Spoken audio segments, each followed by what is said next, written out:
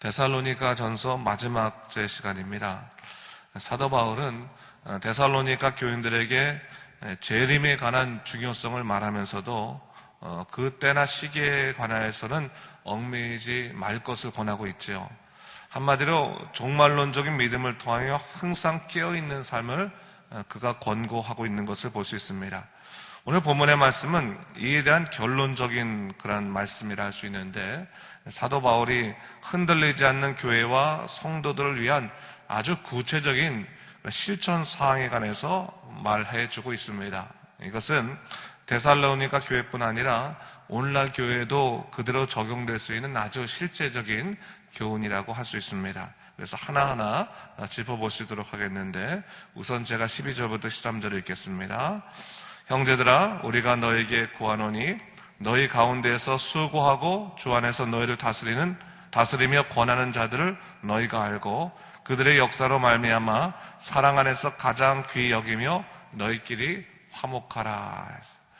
우선 사도 바울은 재림에 대한 문제로 흔들리는 데살로니가 교회를 보면서 데살로니가 교회를 목회하고 있는 지도자들을 신뢰하고 그들의 사역을 존중하고 서로 화목할 것을 권면하고 있습니다. 사실 재림에 관한 신앙의 혼란은 지금까지 데살로니가에서 선포되었던 모든 말씀이나 혹은 영적 가르침들에 대한 혼란으로 이어지고 있었습니다. 한마디로 영적 권위가 추락할 위기에 놓여 있었던 것입니다. 그러자 사도 바울이 분명히 말하고 있는 것입니다.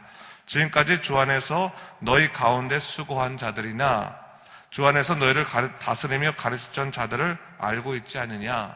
그들의 수고가 좋은 결과를 내지 않았느냐?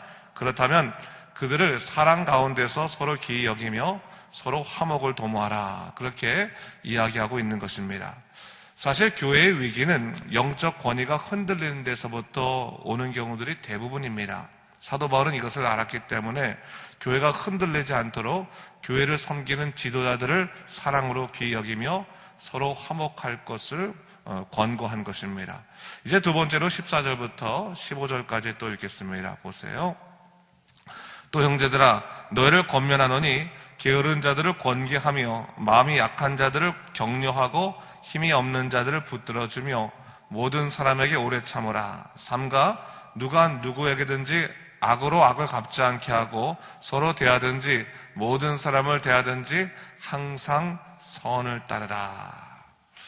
이미 말씀드렸지만 재림 사상에 관한 문제로 인해서 벌어진 현상들에 대해서 사도 바울이 지금 따끔하게 아주 권고하고 있는 말씀이다 할 수 있습니다.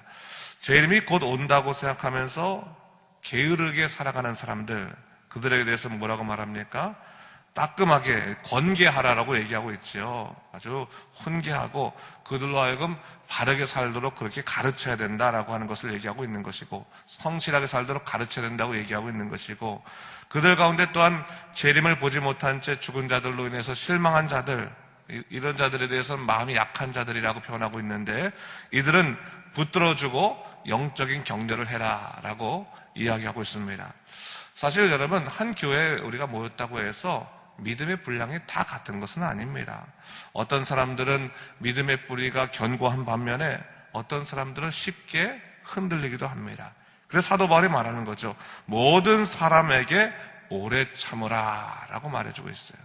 모두가 하나님의 자녀라고 여기고 참고 기다려줘라. 그것이 마땅한 성도의 본분이다라고 하는 것을 이야기해주고 있습니다. 사실 이 정죄가 가장 빠른 공동체 중에 하나가 바로 교회거든요. 누가 실수하거나 잘못하면 빠르게 정죄하니까 사도 바울이 말하는 거죠. 모든 사람에게 오래 참으라. 하나님이 우리를 오래 참아준 것처럼 서로를 향하여 오래 참아주는 것도 믿는 자들의 몫이다. 그렇게 이야기해주고 있는 것입니다. 또한 사도 바울은 외인에 관해서도 교훈하고 있는데 뭐라고 말하고 있습니까? 누구든지 악으로 악을 갚지 말라라고 말하고 있죠. 서로 대하든지 모든 사람을 대하든지 항상 선을 따르라 이렇게 말하고 있습니다. 사실 믿는 자들도 사회생활을 하거나 또한 여러 가지 사람들과의 관계를 맺을 때 평정심을 유지하며 살아가는 것이 결코 쉽지는 않습니다. 화나는 일 앞에서 선으로 악을 이기라는 말씀이 사실 지나칠 정도로 힘든 것입니다.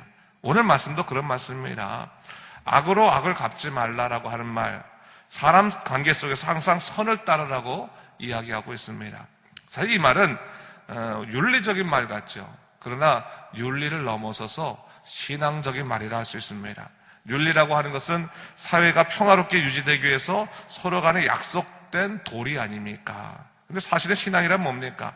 하나님과 나와의 관계 속에서 부끄럽지 않도록 자녀된 모습을 지켜나가는 것이 결국 신앙적인 삶 아니겠습니까?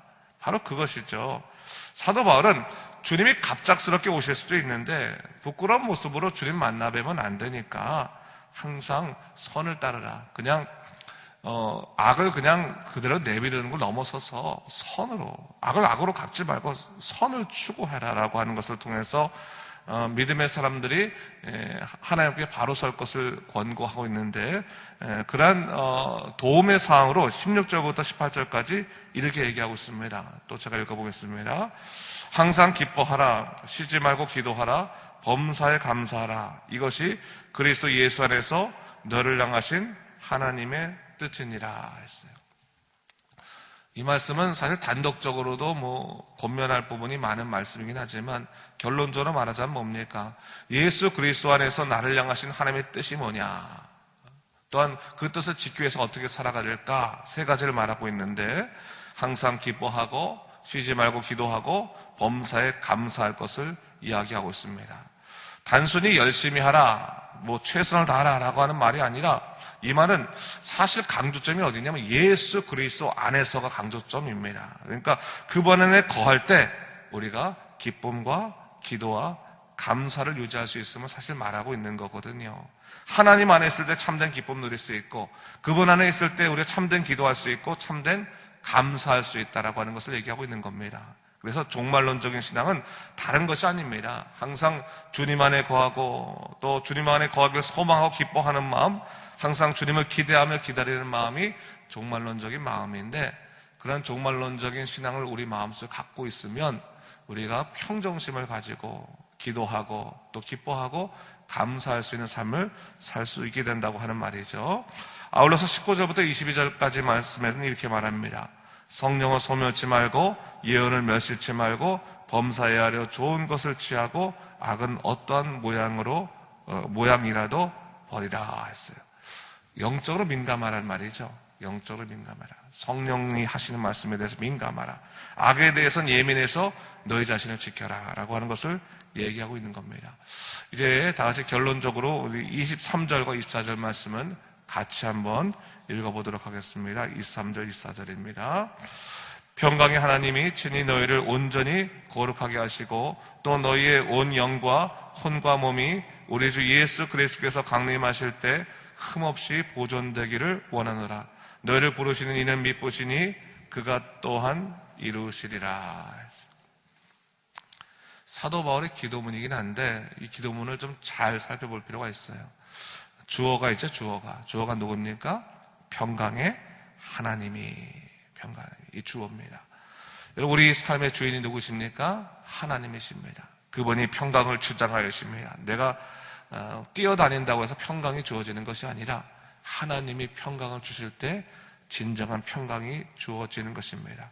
그 평강을 주시는 하나님께서는 어떠한 하나님이십니까? 우리의 영과 혼과 몸을 예수 그리스도의 재림의 날까지 흠없이 보존시켜 주시는 하나님이시다. 그것을 얘기하고 있습니다. 사랑하는 성도 여러분, 사실 우리가 믿음으로 살아간다고 하지만 하나님 나라, 예수 그리스도가 재림하는 그날에 우리의 혼과 영과 또 육이 또 온전히 보존된다고 하는 것 자체가 사실 결코 쉬운 일은 아닐 겁니다. 우리 육신의 노력으로는 그것이 사실 되는 것은 아닙니다. 오늘 뭘 얘기하고 있습니까? 하나님이 지켜주시도록 기도하라는 겁니다. 평강의 하나님께서 너희의 영과 혼과 몸을 예수 그리스도 재림의 날까지 흠없이 보존할 수 있도록 철저히 하나님을 의지하라. 하나님 붙들라라고 하는 것을 얘기하고 있는 것입니다. 사실 오늘날 우리는 종말의 시대에 실제로 살고 있거든요.